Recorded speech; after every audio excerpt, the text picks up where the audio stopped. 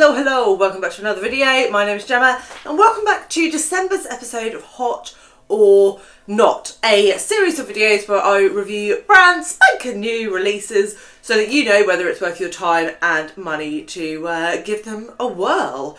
And in December, the vote winner for the Hot or Not book was Hum by Helen Phillips, which was released on the 7th of November. So Hum is a sci-fi novel looking into the future, and it opens with our main character May having facial surgery which will effectively make her unrecognisable to the facial recognition software that is present in this world, a world which is inhabited pretty abundantly by sort of humanoid AI robots called Hums. And we find out very quickly, this is a spoiler-free review, so I'm not giving you any spoilers, but the reason that May is undergoing the surgery is because she gets paid for it and she has lost her job to a Hum, and she is in need of some do-re-mi to support her family. When she gets this money, she decides to take them to a botanical garden, which is an area where her family can enjoy nature, which is not prevalent in the world anymore. And so they can see things like strawberry bushes and trees and wildlife, squirrels, rabbits, which just aren't very accessible to her children in the world that they live in. So that's sort of the premise in a nutshell. This book had like a lot of themes in it. The exploration of family dynamics, and particularly the relationship between mother and child, or mother and children, and the effect of AI and technology on children, and how sort of the prevalence of AI is ramping up and the effect of that on children and on the dynamic between parents and children. Also, a key theme in this is obviously climate and the environment and the importance of that, or the waning availability of that in this world, but also that mirrors into our own, right? So I think one of the really clever things that Helen Phillips has done here is she's taken things that are already problematic, already issues, already challenges in the world that we live in today, ramped them up a couple of notches and said this could be the direction that the world is going in. And I think that's a really interesting concept, and Helen Phillips did it very, very well. Sorry, this is Charlie's hand down here.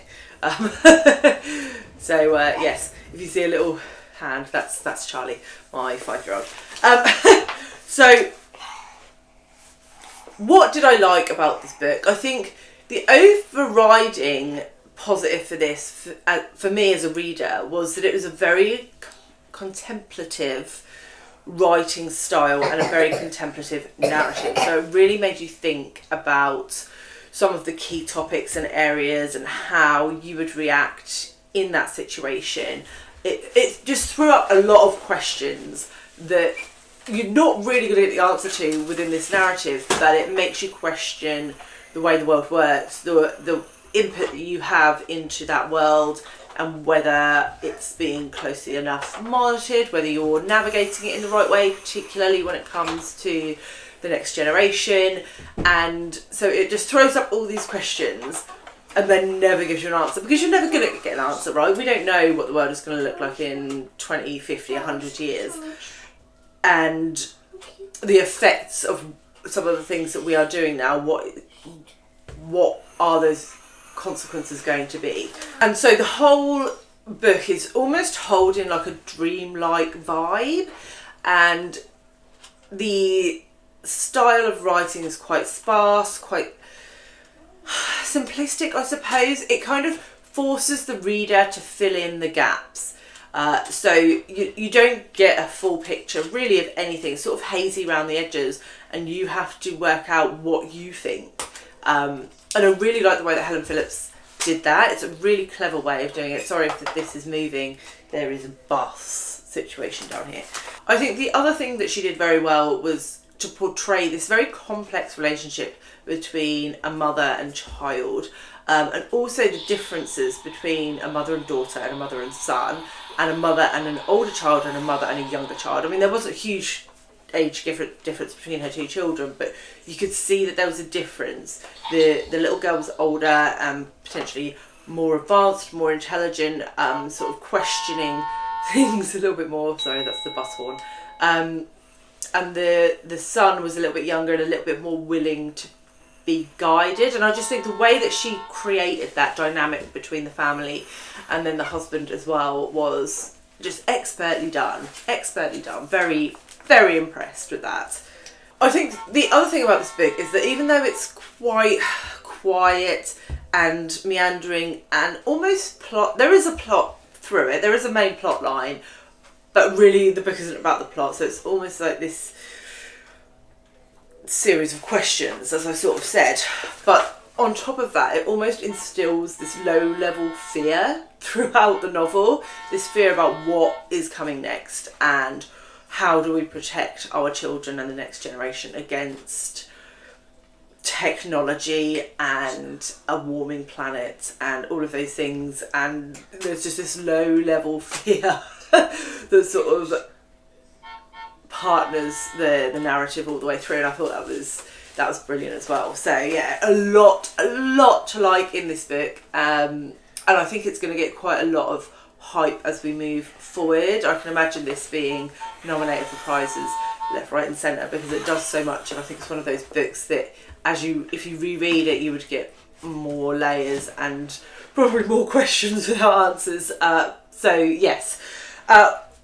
On the negative side, I would say almost the same as what I've said in the positives. If you don't like a slow sort of contemplative novel, then you're not going to enjoy this.